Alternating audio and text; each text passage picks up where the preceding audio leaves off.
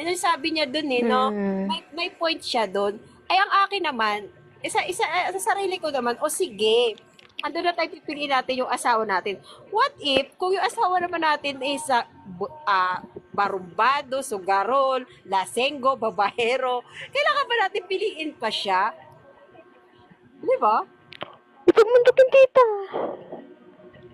Anong drama yung mapanood niya? Hindi yung drama. Kumbaga, ano siya, Ba't ka bumaba, content creator loko? siya na nagsasalita, di ba? No? Ano, Karen? Na Mm.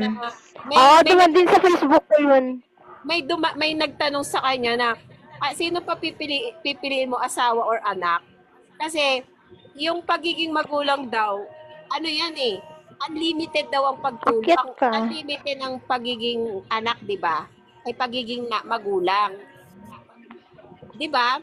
Unlimited ang pagiging magulang. So,